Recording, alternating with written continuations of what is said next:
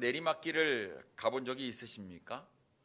이 내리막길이 가파르면 가파를수록 내려오다가 멈추기가 쉽지 않습니다. 오히려 가속력이 붙기 때문에 더 빨라지게 되지요.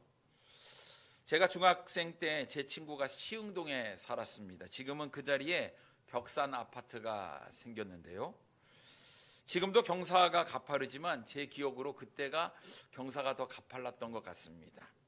친구 집에 놀러 갔다가 내려오는데 경사가 얼마나 가파른지 멈출 수가 없는 거예요. 야, 이러다 큰일 나겠다 하는 생각이 들었습니다. 올라갈 때는 참 힘들게 경사를 올라갔지만 내려올 때는 눈 깜짝할 사이에 내려왔던 기억이 있습니다. 만약 넘어졌다면 크게 다쳤을 거라 생각이 드는데요.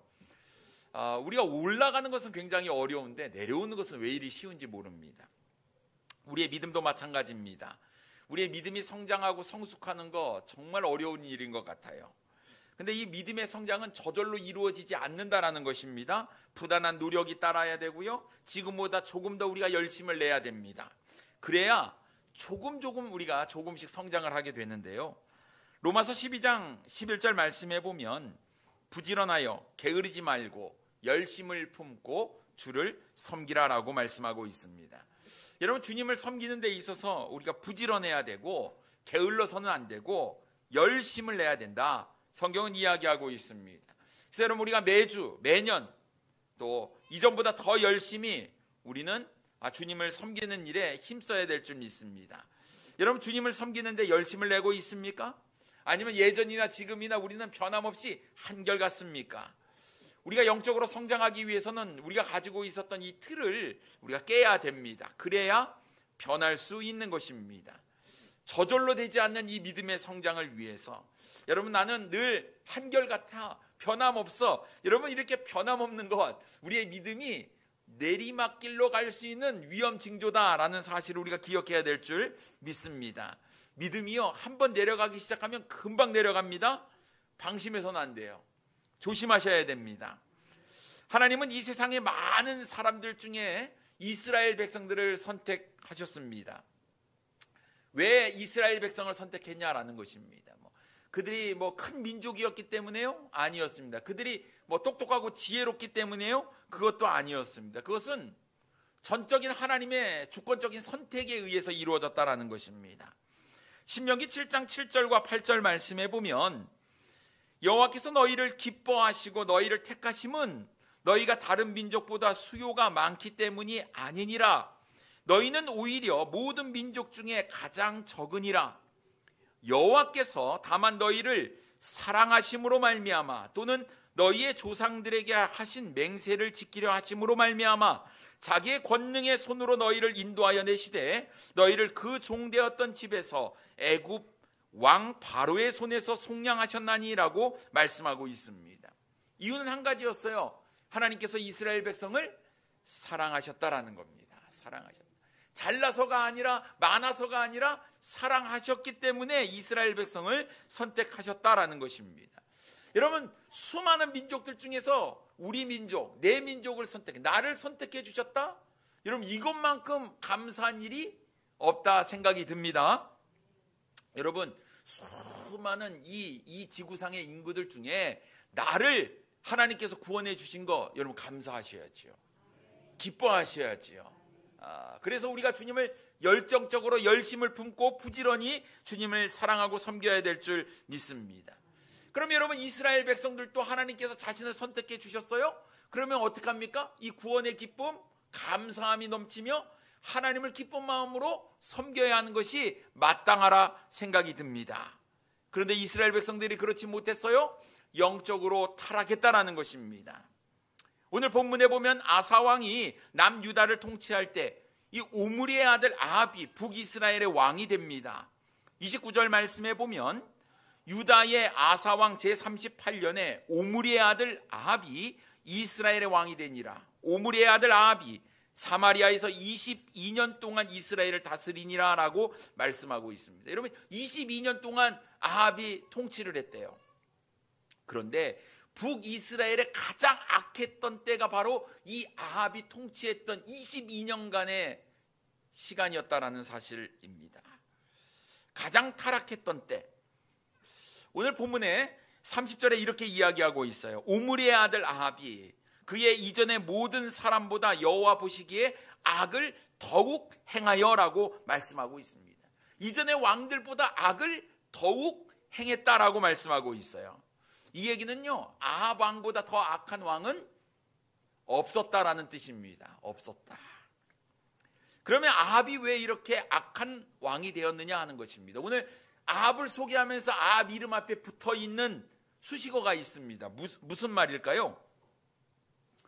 오므리의 아들 아합, 이렇게 얘기를 해요. 계속해서 오므리의 아들 아합, 이 아합이 어떻게 그렇게 악한 왕이 되었을까? 바로 그의 아버지 오므리의 영향력이 컸다라는 것을 우리가 알 수가 있습니다. 그렇다면 이 아합의 아버지였던 이 오므리, 어떤 사람이었을까요? 오늘 본문 앞에 있는 25절과 26절 말씀에 보면 오므리가 여호와 보시기에 악을 행하되 그 전에 모든 사람보다 더욱 악하게 행하여 느밧의 아들 여로보암의 모든 길로 행하며 그가 이스라엘에게 죄를 범하게 한 그 죄 중에 행하여 그들의 헛된 것들로 이스라엘의 하나님 여호와를 노하시게 하였더라라고 말씀하고 있습니다. 아합 왕 아버지였던 오므리도 그 전에 왕들보다 더 악했다고 말씀하고 있어요. 그런데 이 아합은 그 아버지보다 한술 더 떠서 더 악한 왕이 되었다라고 성경은 이야기하고 있습니다. 여러분, 아버지 오므리가 정말 악한 왕이었는데 이 악한 아버지보다 더 악한 왕이었다. 그러니 아합이 얼마나 악한 왕이었는지 여러분 우리가 좀 상상을 좀 해보셔야 되리라고 믿습니다. 이 아합은요, 하나님을 등진 왕이었어요.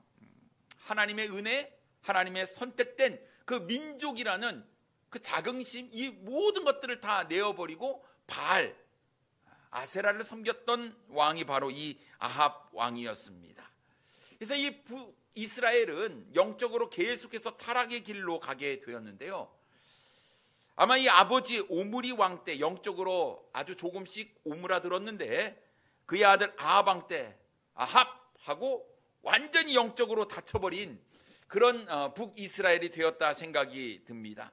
여러분, 오늘 우리는 이 본문 말씀을 가지고 어떻게 하면 우리가 영적으로 타락하지 않을 수 있을까? 여러분, 인생의 내리막길을 조심하라라는 제목으로 함께 은혜를 나누기를 원합니다. 여러분, 우리가 믿음에 있어서 인생의 내리막길을 가지 않으려고 한다면 첫째로 우리의 삶의 기준을 어디에 두고 있느냐, 이게 정말 중요하다라는 것입니다.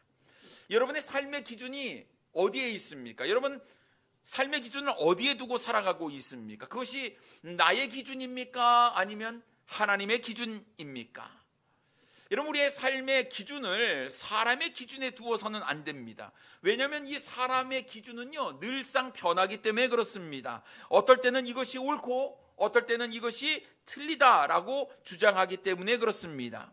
그렇기 때문에 우리의 삶의 기준은 변하지 않는 절대적인 기준에 두어야 하는데 그것이 바로 하나님의 관점이다라는 사실입니다. 오늘 본문에서 성경은 아합의 삶을 어떻게 평가하고 있다고요? 다시 30절 말씀에 보면요, 오므리의 아들 아합이 그의 이전의 모든 사람보다 여호와 보시기에 악을 더욱 행하여라고 말씀하고 있습니다. 이 하나님의 관점이 굉장히 중요해요. 하나님이 우리를 창조하셨고 우리의 삶에 주권적으로 관여하고 계시는데 하나님이 보실 때에 우리의 삶의 모습이 어떠하냐라는 것입니다. 아합은 여호와 보시기에 악을 더욱 행했다, 이렇게 말씀하고 있어요. 그런데 아합의 생각에는 나는 괜찮다라는 것이죠. 하나님의 관점에서 볼 때는 분명히 이게 내가 악을 행하고 있지만 아합의 입장에서, 사람의 입장에서는 이것이 결코 악이 아니었다라고 생각을 하는 것입니다. 나는 뭐 괜찮은 거예요. 아무렇지도 않았다라는 것입니다. 참으로 답답합니다. 이 말이 무슨 뜻입니까? 아합이 옳고 그름을 분별할 수 없었다라는 거예요. 선악을 구분할 줄 몰랐다라는 것입니다. 그만큼 영적으로 무지했던 사람이 바로 이 아합 왕이었다라는 것입니다. 여러분, 한 사람이 정말 중요해요. 한 나라의 왕은 정말 중요합니다. 그의 말과 그의 행동, 그의 선택에 의해서 백성들의 생각과 판단이 좌지우지되기 때문에 그렇습니다. 그런데 영적으로 이렇게 무지하고 선악을 구별할 수 없는 그런 왕이었으니 백성들의 삶이 어떻겠습니까? 나라가 어떻게 되었겠습니까?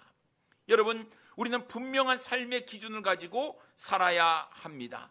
해야 하는 일, 해서는 안 되는 일, 우리가 명확하게 구분할 수 있는 절대적인 기준, 하나님의 말씀의 잣대로 볼 수 있는 영적인 눈이 우리에게 필요하다라는 것입니다. 여러분, 기준이 분명하지 않으니 수많은 유혹이 오면 이것이 옳은 일인지 아닌지를 구분할 수 없다라는 것이죠. 이런 기준이 없기 때문에 사람들은요, 자기 생각에 맞는 대로 살아가게 되는 것입니다. 여러분, 성경에 보면 사사기가 있습니다. 사사기 시대 영적 암흑기라고 이야기를 합니다. 왜 영적인 암흑기라고 표현을 합니까? 그 이유는 한 가지요. 사사기 21장 25절에 기록된 대로 그때의 이스라엘에 왕이 없으므로 사람이 각기 자기의 소견에 옳은 대로 행하였더라라고 말씀하고 있습니다. 무엇이 영적 암흑기가 되게 만들었습니까? 사람이 각기 자기 소견에 옳은 대로 행했기 때문에 그렇다고 성경은 이야기하고 있습니다. 그런데 이스라엘의 왕이 없었다고 이야기를 해요. 여러분, 이스라엘의 왕이 없었습니까? 아니에요. 있었어요. 이스라엘의 왕은 누구십니까? 하나님이셨어요. 그런데 이스라엘 백성들이 왕이 없다고 표현하는 것은 하나님을 자신의 삶의 왕으로 두지 않았다라는 거예요. 누가 기준입니까? 자기가 기준이에요. 자기 판단이 기준입니다. 자기 소견이 기준이에요. 그러다 보니 어떡합니까? 이런 상황 가운데서는 내가 이렇게 행동하고 저런 상황 가운데서는 나는 또 다르게 행동을 하는 거예요. 절대적인 기준이 없기 때문에 그렇습니다. 코에 걸면 코걸이, 귀에 걸면 귀걸이지요. 기분이 좋으면 괜찮아. 기분이 나쁘면 절대로 안 돼라고 이야기하는 변화무쌍한 우리의 마음, 그것이 우리의 삶의 기준이 되어서는 안 된다라는 것이지요. 여러분, 우리의 삶에 분명한 기준을 가지고 있어야 될 줄 믿습니다. 여러분, 절대로 우리 판단과 우리 소견을 믿어서는 안 돼요. 그것은 절대적인 기준이 아니기 때문에 그렇습니다. 그러니 여러분, 항상 하나님의 관점에서 보아야 하는 것이죠. 하나님이 보실 때 아합은 악을 더욱 행했다고 말씀하고 있어요. 만약 하나님께서 우리의 삶의 모습을 보실 때 하나님께서는 과연 어떻게 평가를 내리실까요? 여러분, 주님 앞에서 어떠한 삶을 사셔서 어떠한 평가를 받을 것 같습니까? 여러분, 우리 하나님의 평가가 정말 중요하고요, 그러기 위해서 하나님의 기준에 맞춰서 사는 것이 정말 중요하다라는 것입니다. 여러분, 주변에서 사람들이 하는 이야기에 너무 귀를 기울이지 마세요. 잘못하면 우리도 하나님 앞에서 죄악을 행할 수 있기 때문에 그렇습니다. 그렇기 때문에 여러분, 우리의 삶의 기준, 오직 하나님의 말씀이 되어야 될 줄 믿습니다. 여러분, 주님으로부터 좀 인정받는 평가를 받을 수 있기를 바랍니다.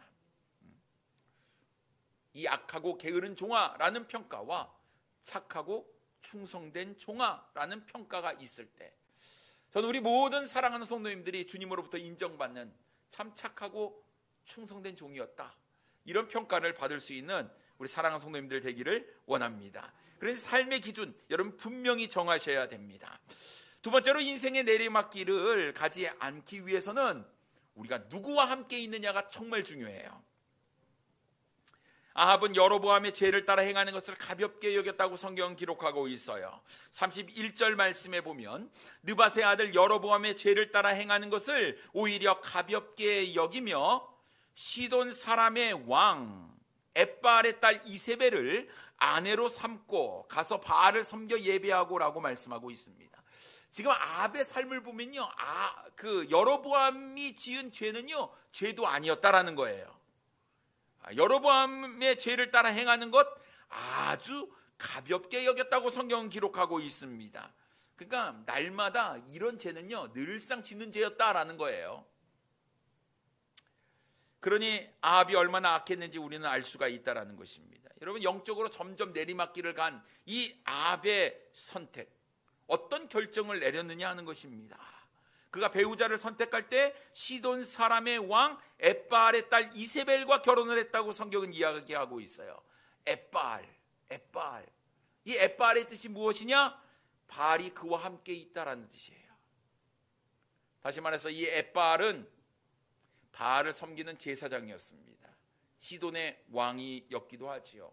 다시 말해서 시돈이라는 나라는요, 바알을 섬기는, 우상을 숭배하는 도시였는데 그 바알을 섬기는 일을 했던 사람이 바로 이 엣바알이었다라는 것입니다. 근데 여러분, 오므리의 아들 아합처럼 엣바알의 딸 이세벨, 그 아버지의 그 자녀 아니겠습니까? 엣바알이 바알을 숭배했으니 당연히 이세벨도 바알을 숭배하는 숭배자였다라는 사실입니다. 이런 사람과는 절대로 결혼해서는 안 되었어요. 왜냐하면 하나님께서 이방 여인과의 결혼을 금하셨기 때문이었습니다. 왜요? 이방 여인과 통혼을 했을 경우에 이방 여인이 섬기는 우상을 따라 섬기게 되는 그런 일들이 벌어지기 때문에 그렇습니다. 그래서 고린도후서 6장 14절 말씀에 보면 너희는 믿지 않는 자와 명예를 함께 맺지 말라. 의와 불법이 어찌 함께하며 빛과 어두움이 어찌 사귀며라고 말씀하고 있습니다. 함께 해서는 안 된다라고 분명히 이야기를 하고 있는데 아합이 누구를 선택했다고요? 엣바알의 딸 이세벨을 선택했다라는 것이에요. 여러분, 두 마리 소가요 멍에를 메고 갑니다. 이 밭일을 하는 거예요. 근데 한 방향으로 가야지 일이 되는 거 아니겠습니까? 근데 멍에가 한 마리 소는 왼쪽으로 가려고 하고 한 마리 소는 오른쪽으로 가려고 하면 이거는 일도 안 된다라는 것입니다. 믿지 않는 자와 멍에를 함께 맬 수가 없다라는 것이죠. 그런데 아합은 하나님께서 금하신 이방 여인과의 결혼을 아무렇지도 않게 생각을 했어요. 왜요? 영적으로 어두워졌기 때문에 그렇습니다. 삶의 기준이 무너졌기 때문이에요. 인간적인 생각이 들어갑니다. 북이스라엘과 접하고 있었던 이 두로와 시돈 지방, 여러분, 이 시돈과 이 정략적인 결혼을 통해서 동맹을 맺어서 어떤 인간적인 유익을 얻으려고, 나라의 정치적인 안녕과 평화를 누리기 위해서 이 정략적인 결혼을 통해서 이 이세벨과 결혼을 하게 되었다라는 것입니다. 사람들이 선택할 때요, 자신의 삶의 유익 때문에 선택을 하는 경우가 많아요. 하나님의 뜻이 아님을 알면서도 자신의 삶의 유익을 위해서 선택을 한다라는 것입니다. 그 선택의 결과 어떤 일이 벌어졌습니까? 아합은 그의 아내 이세벨의 영향을 받게 되었습니다. 이스라엘 전역에 바알 숭배 사상이 만연하게 되었어요. 여러분, 대단한 여인입니다. 자기 혼자 이스라엘 땅에 왔는데 이스라엘 전역을 다 바알을 섬기게 만들어 버렸어요. 이런 한 사람이 정말 필요한데, 여러분, 신천지 교회에 한 사람 들어가잖아요, 다 신천지로 만들잖아요. 여러분, 믿지 않는 사람 가운데 우리가 들어가잖아요. 그럼 어떻게 됩니까? 우리가 동화되면 되겠습니까? 우리가 그 자리에서 복음으로 예수 그리스도의 사랑으로 변화시키는 이 한 사람이 되어야 된다라는 사실입니다. 여러분, 이세벨 때문에 영적으로 이스라엘 나라는 전체적으로 타락의 길로 가게 됩니다. 아합은 북이스라엘의 수도였던 사마리아에 바알의 신전을 짓게 돼요. 그리고 바알을 위한 제단을 쌓았습니다. 32절 말씀에 보면 사마리아에 건축한 바알의 신전 안에 바알을 위하여 제단을 쌓으며라고 말씀하고 있어요. 있어야 되면 안 되는 것, 그것을 수도에다가 다 신전을 지어놓고 제단까지 쌓으며 바알을 숭배했던 아합의 삶의 모습, 완전히 영적으로 어두워졌던 모습이었습니다. 이스라엘 백성을 완전히 타락 가운데 만들게 되었죠. 여러분, 이 일이 하나님을 분노하게 만들었다는 사실을 우리는 기억해야 됩니다. 33절 말씀에 보면요, 또 아세라 상을 만들었으니 그는 그 이전에 이스라엘의 모든 왕보다 심히 이스라엘 하나님 여호와를 노하시게 하였더라라고 말씀하고 있습니다. 하나님 너무 마음이 아프셨어요. 하나님이 화가 나셨어요. 왜요? 나는 너희를 향해서 계속해서 사랑을 보여줬는데, 내가 은혜를 베풀어줬고 긍휼을 베풀어줬는데, 이스라엘 백성들이 지금 하나님 앞에 하는 행동이 무엇입니까? 하나님을 버리고 우상을 섬기는 일을 했다라는 것입니다.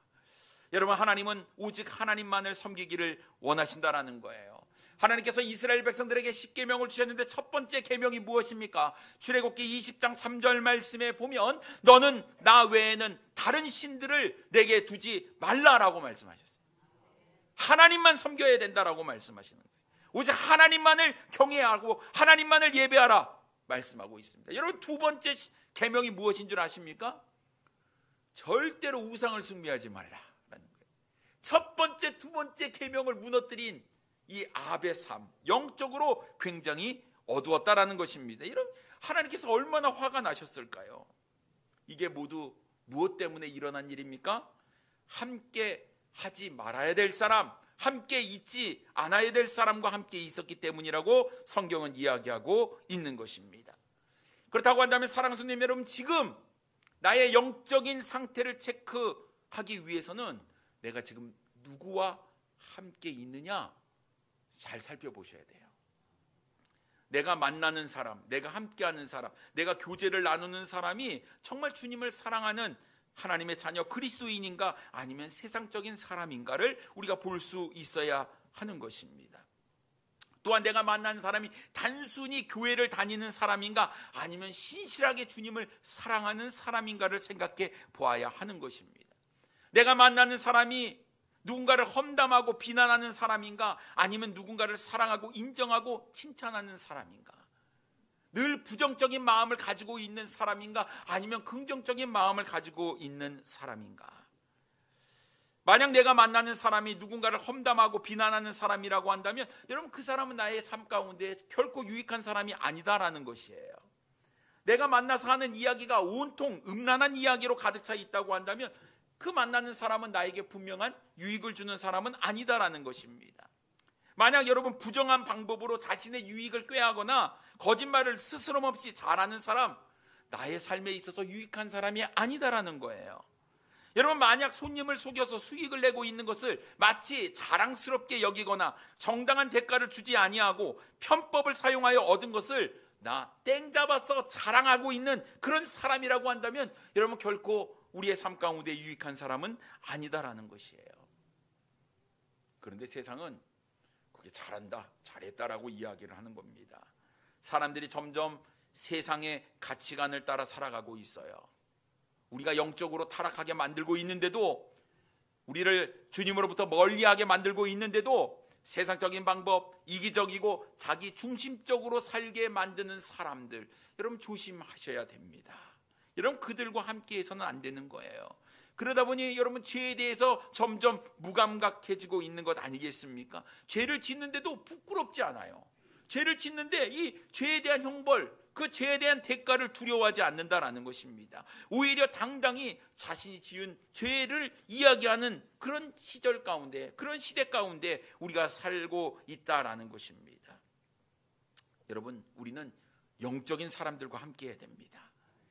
여러분, 영적으로 도전받는 그런 사람들과 함께해야 돼요. 무슨 이야기를 나눌 때 참 은혜가 되고 덕이 되고 격려가 되고 위로가 되고 힘이 되는 이런 영적인 자극을 주는 사람들하고 우리는 늘 교제를 나눠야 된다는 것입니다. 하나님의 말씀으로 내 자신을 돌아보게 만드는 영적인 사람들과 함께 하시는 우리 사랑하는 성도님들이 되기를 원해요. 그래야지 윈윈할 수 있습니다. 나도 잘 되고 나도 누군가에게 영향력을 주고 영향력을 받고, 그래서 우리 몸된 주의 교회가 세워나가는 것 아니겠습니까? 여러분, 나와 함께하고 있는 사람이 누구인가? 그것이 내 인생을 내려막길로 만드는가 아니면 성장하게 만드는가 결정 지을 수 있다는 사실을 기억하시고, 여러분 주님을 사랑하는 영적인 사람들과 함께 하시는 우리 사랑하는 성도님들 되기를 원합니다.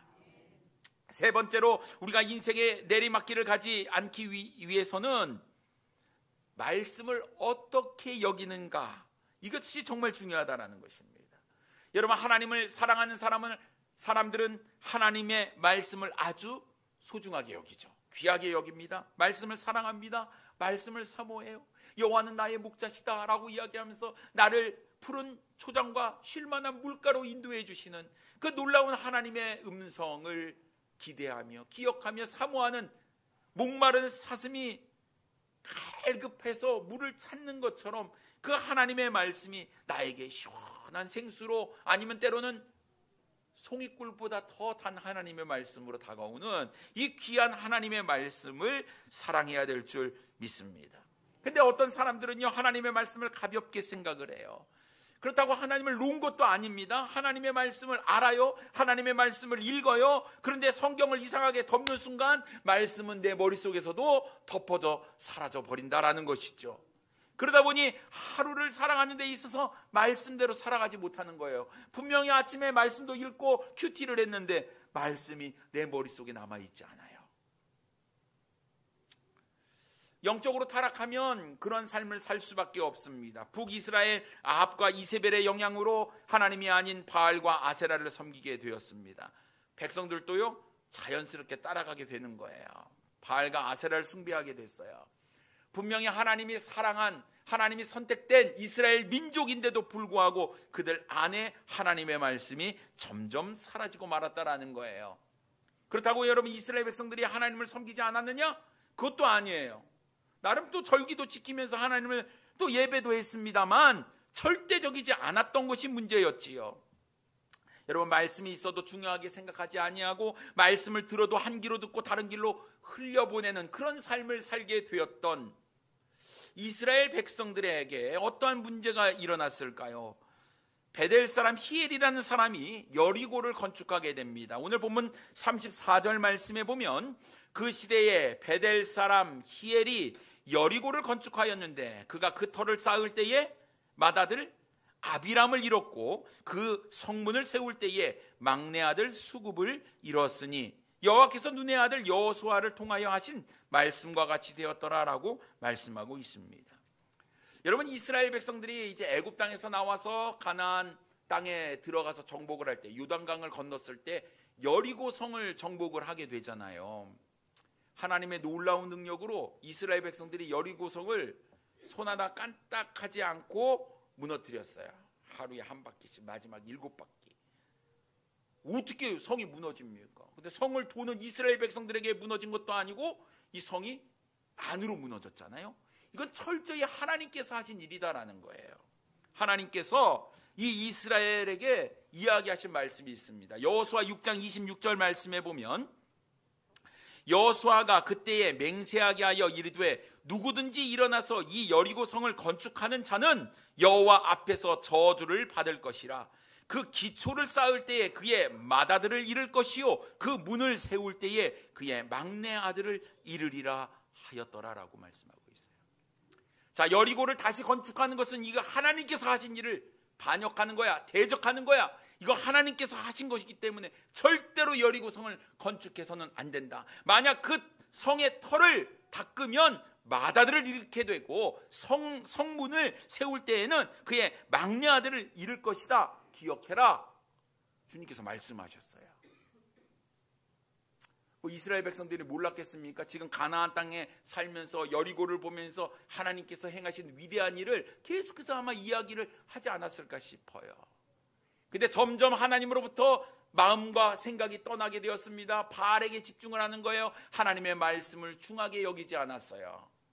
설마 무너진 여리고 성을 건축하는데 그런 일이 있을까 생각을 했겠지요.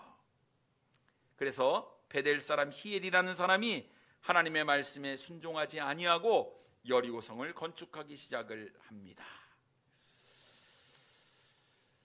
분명히 하나님께서 말씀하셨는데 그 말씀이 마음속에 없는 거예요.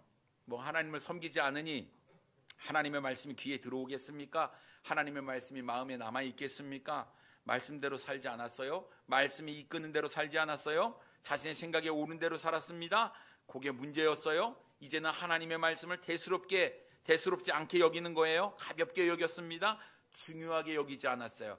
그러다 보니 말씀대로 살지 않는 거예요. 말씀에 순종하지 않은 것입니다. 그래서 여리고성을 건축을 하게 되지요. 어떤 일이 벌어졌다고요? 성의 기초를 닦을 때 맏아들을 잃어버려요. 맏아들을. 영적으로 조금이라도 깨어 있으면요, 맏아들을 잃었네? 큰일 났구나. 이거 하나님의 말씀대로 이루어지는구나. 그렇게 생각을 하고 여리고 성을 건축하는 것을 중단하는 것이 맞았다라는 것입니다. 영적으로 어두웠어요. 뭐 살다 보면 그런 일도 일어나지. 건축하다 보면 그런 일도 일어나지. 하나님의 말씀을 무시했어요. 계속해서 성을 건축합니다. 그의 성문을 건축할 그때 어떻게 됩니까? 막내 아들도 잃게 되었다라는 것입니다. 멈추지 않았어요. 무엇 때문에요? 말씀이 그 안에 없었기 때문에 그렇습니다. 사랑하는 성도 여러분, 우리가 어떻게 구원받았지요? 하나님의 말씀을 통해서 구원받았습니다. 여러분, 우리가 어떻게 살아가지요? 하나님의 말씀이 이끄는 대로 우리는 살아가야 하는 것입니다. 여러분, 하나님의 말씀은 진리입니다. 하나님의 말씀은 생명이 되세요. 하나님의 말씀은 길이 되십니다. 하나님의 말씀은 우리의 영혼을 구원합니다. 하나님의 말씀은 우리의 삶을 윤택하게 합니다. 하나님의 말씀은 우리의 영혼을 소생시킵니다. 그렇기 때문에 우리는 하나님의 말씀에 순종해야 하는 것입니다. 근데 여러분, 우리가 너무나 살면서 하나님의 말씀을 너무 가볍게 여기지는 않느냐 하는 거예요. 마치 있어도 되고 없어도 되는 그런 식으로 생각하는 것이 아니냐 하는 것입니다. 여러분, 절대로 우리는 하나님의 말씀을 가볍게 여겨서는 안 된다라는 것입니다. 여러분, 하나님의 말씀을 들을 때, 여러분 하나님의 말씀을 받을 때 우리는 어떻게 받습니까? 마치 좋은 강연이나 강의를 듣는 것처럼 여러분 생각을 하십니까? 아니면 이것이 나의 삶의 기준이구나, 내가 말씀에 반응하고 내 삶의 모습을 돌아보면서 내가 하나님 앞에 잘못된 것이 있다면 낱낱이 회개하고 내가 돌이키는 이런 결단이 있느냐 하는 것입니다. 찰스 스펄전이 이렇게 이야기를 했습니다. 성도들이 앉아있는 자리가 말씀을 들을 때마다 가장 불편한 자리가 되어야 한다. 여러분, 어떻게 자리가 편하십니까? 푹신하십니까? 잠이 오십니까? 나는 의자가 편해서 예배당이 좋아. 여러분, 그런 자리가 아니라 하나님의 말씀을 들을 때 그 말씀이 내 심령 가운데 콕콕 찌르고 나의 잘못된 것들을 하나님께서 자극해 주시고, 그럴 때 여러분, 우리 그 자리가 불편해서 하나님, 내가 잘못했습니다라고 진정한 회개, 통회가 일어나는 곳, 그것이 바로 여러분이 앉는 자리가 되어야 한다는 것입니다. 말씀을 들어도 반응이 없고 감격도 없고 회개도 없는 그런 예배가 아니라, 진정한 하나님의 말씀이 선포되어질 때 그 말씀을 통해서 내 삶의 부족한 부분, 내 삶에 잘하는 부분, 이런 것들이 좀 드러나면서 하나님 앞에 감사와 기쁨과 그런 것도 있고, 때로는 하나님 앞에 통회와 회복이 있는 그런 삶의 모습들이 우리의 삶 가운데 있어야 될 줄 믿습니다. 여러분, 오늘 이 시간 내가 하나님의 말씀대로 살겠다고, 내가 다시 하나님 앞에 집중하고 나아가겠다고, 하나님을 내 삶의 주인으로 삼겠다고 여러분, 우리가 결단하셔야 될 줄 믿습니다. 여러분, 항상 우리는 인생의 오르막길을 가야 됩니다. 믿음의 오르막길로 우리는 나아가야 하는 것입니다. 저 아름다운 하나님의 나라를 생각하며 주님을 바라보고 믿음으로 나아가시는 우리 사랑하는 성도님들 되기를 원합니다. 여러분, 절대로 여러분 믿음이 식어지지 않도록, 하나님을 버리고 세상을 사랑하지 않도록, 인생에 있어서 내려막길을 가지 않도록. 여러분, 한번 내리막길로 가기 시작하면 멈추기가 힘들다니까요. 돌이키기가 힘들어요. 타락은요 순식간에 일어나는 것입니다. 그렇기 때문에 여러분, 우리가 힘이 들더라도 꾸준히 한 걸음 한 걸음 내딛고 올라가야 될 줄 믿습니다. 하나님 앞에서 인생의 내리막길로 가지 않는, 점점 주님께로 나아가시는 우리 사랑하는 성도님들 되기를 원합니다. 기도하겠습니다.